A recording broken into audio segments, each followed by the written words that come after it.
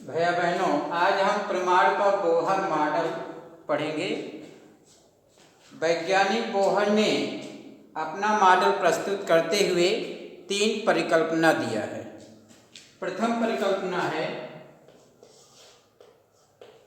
कोई भी इलेक्ट्रॉन नाभिक के चारों ओर एक अस्थायी कक्षा में गति करता है। जब इलेक्ट्रॉन अस्थायी कक्षा में गति करता रहता है तो किसी भी प्रकार से वह ऊर्जा का उत्सर्जन नहीं करता है। तो अस्थायी कक्षाओं में इलेक्ट्रॉन एक निश्चित कक्षा में गति करता है और उस कक्षा से इलेक्ट्रॉन के द्वारा किसी भी ऊर्जा का उत्सर्जन नहीं होता है। इसके बाद बोहर की दूसरी परिकल्पना है कि इलेक्ट्रॉन जब अस्थायी कक्षा में गति करता है तो इलेक्ट्रॉन का कोणीय संवेग h/2π नियत होता है। इलेक्ट्रॉन का कक्षाओं के लिए कोणीय संवेग h/2π का मान नियत होता है। कोणीय संवेग को L से दर्शाते हैं। L बराबर mvr बराबर nh/2π, जहाँ n मुख्य क्वांटम संख्या, n को मुख्य क्वांटम संख्या कहते हैं, क्वांटम संख्या जिसका मान होता है 1, 2, 3, 4। इस तरह से n कक्षाओं के लिए कहा गया है कि प्रत्येक कक्षा में इलेक्ट्रॉन का कोणीय संवेग h/2π होगा। तो n कक्षाओं के लिए इलेक्ट्रॉन का कोणीय संवेग nh/2π होता है। इसके बाद तीसरी परिकल्पना आती है। तीसरी परिकल्पना में वैज्ञानिक बोहर ने अपना मत देते हुए बताया कि जब इलेक्ट्रॉन विभिन्न कक्षाओं में गति करता है तो गति करते समय अगर इलेक्ट्रॉन किसी एक कक्षा से ऊर्जा युक्त होने के उपरांत अन्य कक्षा में जाता है तो किसी ऊंची कक्षा से पुनः निचली कक्षा में लौटते समय वह विद्युत चुम्बकीय तरंगों के रूप में ऊर्जा का उत्सर्जन करता है और एक विद्युत चुम्बकीय तरंगें फोटॉन के समान होती हैं। अर्थात इलेक्ट्रॉनों के एक कक्षा से दूसरी कक्षा में संक्रमण होने पर ही फोटॉन उत्पन्न होते हैं और प्रत्येक फोटॉन की जो ऊर्जा होती है वह hν होती है।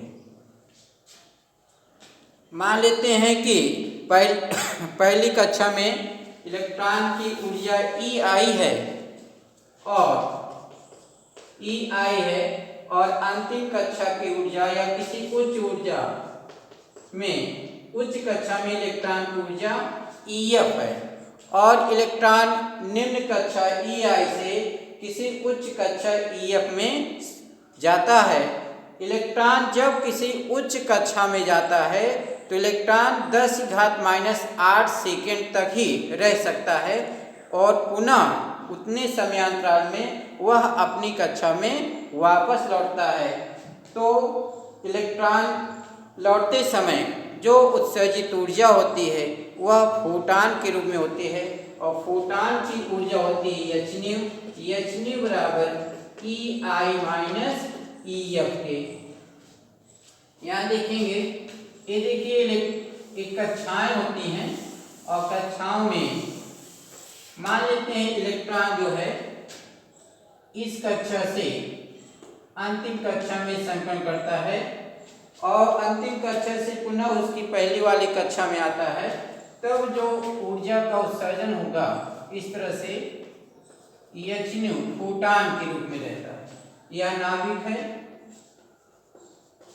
इसकी बाहर की कक्षाओं में इलेक्ट्रॉन होते हैं। तो उत्सर्जित फोटॉन की ऊर्जा है hν बराबर EI - EF के।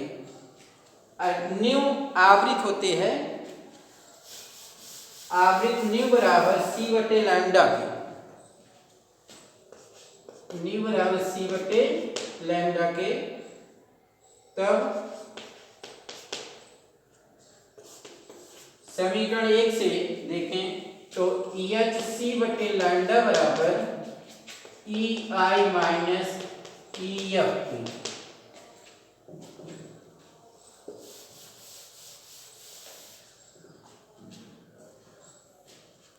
यहाँ से 1/लैम्डा बराबर E I minus E F बटे एच सी के 1/लैम्डा को तरंग संख्या कहते हैं, जिसे आवृत्त न्यू बार कहा जाता है। तरंग संख्या कहलाता है, तरंग संख्या कहते हैं। न्यू बार 1/लैम्डा बराबर E I minus E F upon h c के।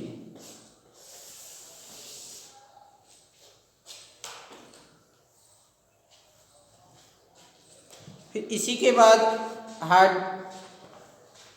आगे है बोहर के क्वांटीकरण के द्वितीय अवगृहीत का डी ब्रॉगली द्वारा स्पष्टीकरण।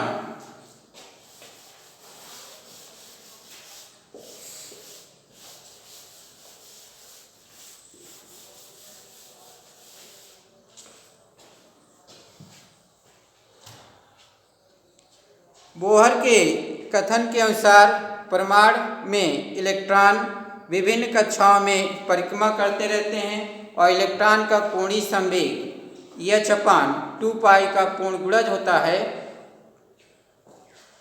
और उस समय जो तरंगदैर्घ्य का मान होता है लैम्डा बराबर h/p बराबर h/p बराबर mv के।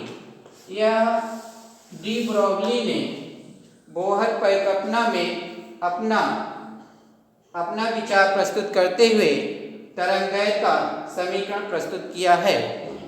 नेक्स्ट टॉपिक अगले वीडियो में हम आपको बताएंगे।